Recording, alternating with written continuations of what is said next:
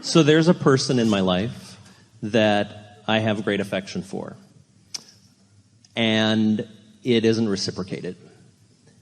And that drives me a little nuts. Yeah. But then there's the part of me that knows that's not my business. That he's going to do what he's going to do, and I don't have any control over it. Yeah. But I still find myself wrapped up in the almost tantruming stage of like, damn it, why not? kind of a thing. And I know it doesn't feel good, and I know what that means that it doesn't feel good, yet I still find myself in that sort of uncalibrated loop of despair. Well, we're going to start in a broad place, and that won't surprise you because we always do. But we want to take this opportunity. We'll help you with this specifically, of course. But we want to take this opportunity to help you all to understand that you proceed under a flawed premise, usually, that does not serve you and never ever will. And that flawed premise is that it matters to me what you think about me. And it also seems to you that if I think this toward you, then you should think likewise toward me. Oh, that's tricky. Because what anyone feels or perceives in any moment in time is way more about what they've been doing and what they've brought their vibration to than anything that has to do with you in this moment. So we want you to consider this just as a really good basis, not just for this question, but for this day. And then we'll go back and walk through this. Think about law of attraction, the law of attraction, and how it manages everything. And think about what it says is that everyone is offering a vibration, and those vibrations are being managed by the law of attraction. The law of attraction is managing all of that. And as the law of attraction is managing all of it, that means that nothing can come to you that is not vibrationally active within you. Which means, as you get a response from someone that isn't pleasing, your awareness of that is active in your vibration. So it's hard for you to get anything else. And it feels to you like if they would just do something different, you would feel better. While we keep saying if you would do something different, you would feel better.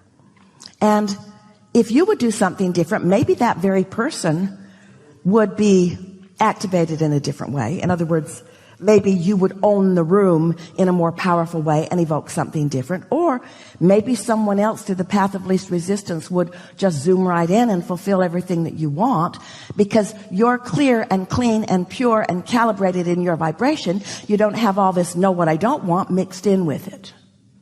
So now think about the law of attraction and see yourself as someone who's decided, apart from this conversation, apart from maybe you woke up in the day and you're not yet thinking about that, fat chance, but let's just say that happened. And so your vibration is clear and you are calibrated to your inner being.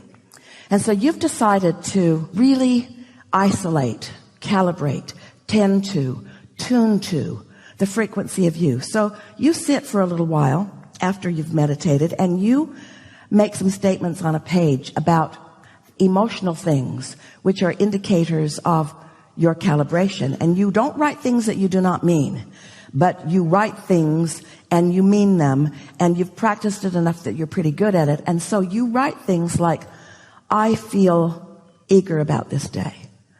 I feel frisky about this day. I feel blessed in this day. Now, the first day you sit to do this, maybe not so much, but after you do this for a little while, it takes some doing to calibrate to your blessedness when not so blessed things are sometimes happening. But you can do it, and your calibration is everything because your calibration to your source energy is your point of attraction.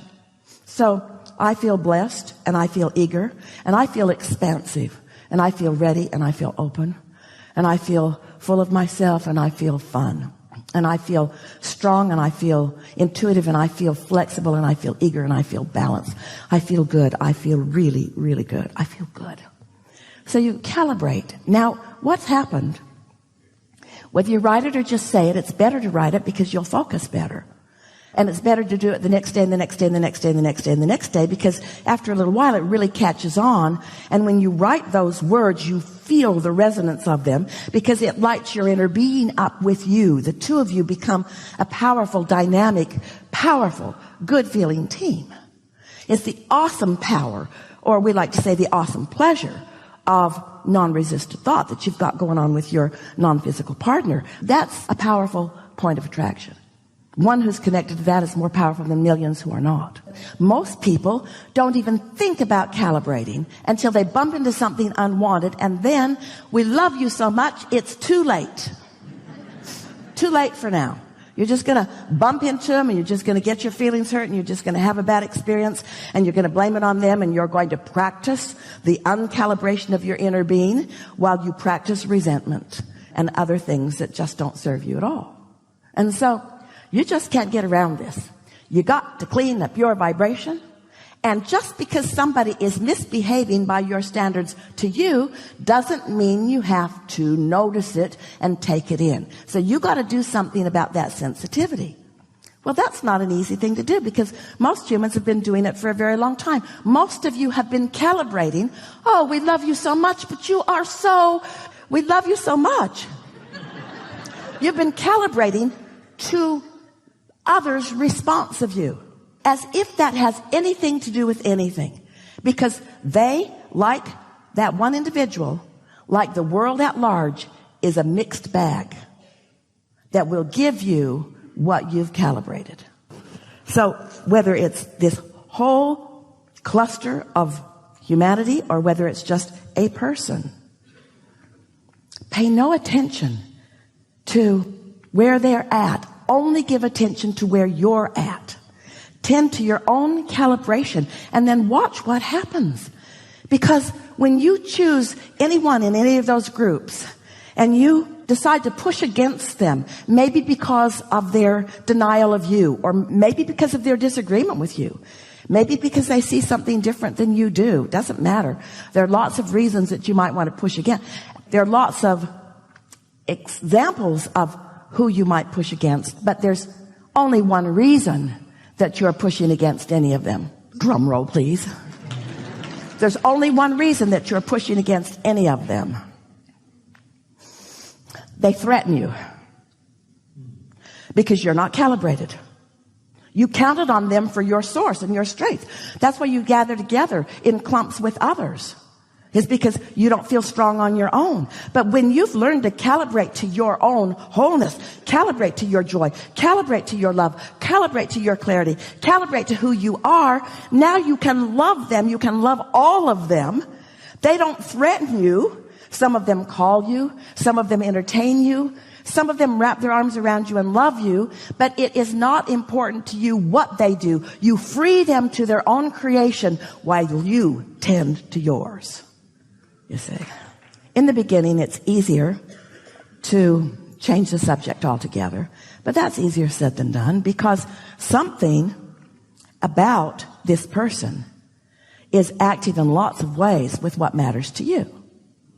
And we want to say to you, the calibration between the two of you is not that far off.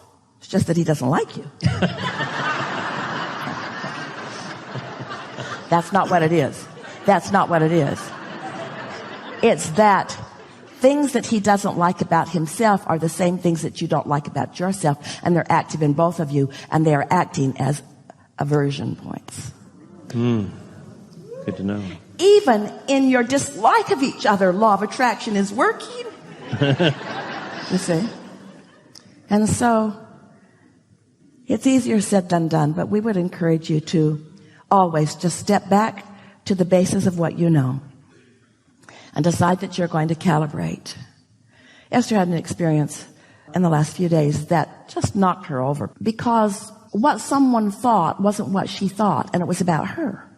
And how could that possibly be? How could that possibly be? How could you not think the same thing that I think about me? How could you not? How could you not?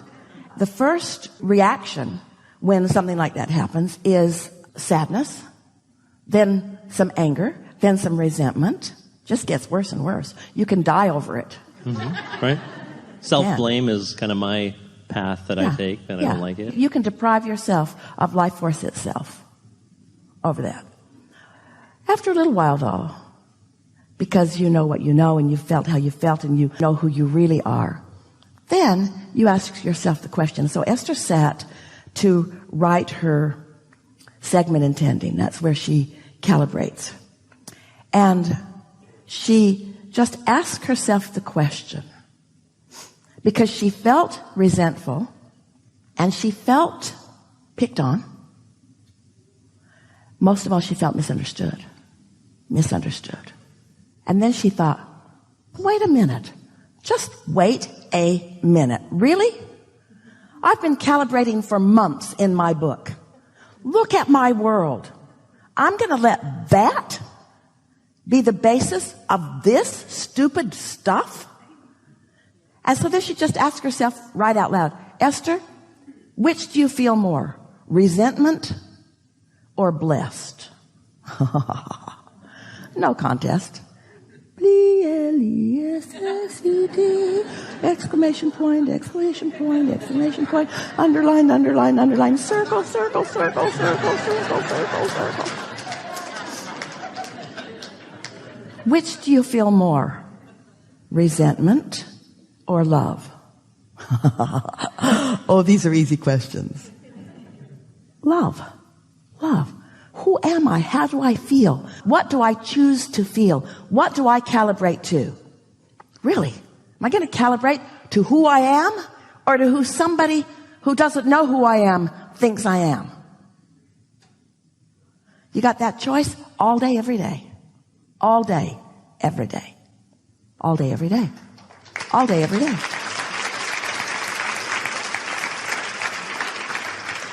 And after a little while, this may upset you a little bit, and we really don't. Yeah, we want to. We want to upset you. Want to upset all of you. This may upset you because it's not what you think you want. After a little while, you'll be so good at calibrating to who you are that you won't be jumping through any hoops for anybody because you've been trying to get them to love you, and you know what? You can't be good enough to them to keep them loving you. You can't do enough to keep them loving you because they got to be tuned to love before they can love you. Can you control that? And does it have anything to do with you? It doesn't have anything to do with me. Oh, what a relief. What a relief. It doesn't have anything to do with me. So now I can just tune in and love them. How clean is that? How frisky is that? How good feeling is that? How brilliant is that? How easy is that? Well, sometimes not as easy as I'd like it to be, though. because of the momentum I have practiced about the resentment and about... But now, we got a pretty good run going, so don't start that. Okay. Because that's a calibration to something else. And you're human and you're right. That's real, too. But it's like there's good stuff on the buffet and there's stuff that tastes terrible on the buffet. Your choice. Your choice. And a lot of you eat the stuff that doesn't taste good because you want to be humble and sacrificial and obedient. And eventually that leads you straight to the cellar of resentment. So just be nice to yourself. You're nice to yourself in many ways. Just don't let your misunderstanding of their misunderstanding mess this up. It's all a misunderstanding. It's all a misunderstanding. That's what you keep doing. You let other people who it's not their job to understand you, and they couldn't if they wanted to because you're complex. You want them to understand you, and when they don't, now you've lost your way. Really? How many more damn books do we have to write? There's source energy all over you, flowing to you all the time. It takes so little to get in the beam of that. Yes? Yes. Yeah. Enough? Enough. Thank you. Really good. Really good.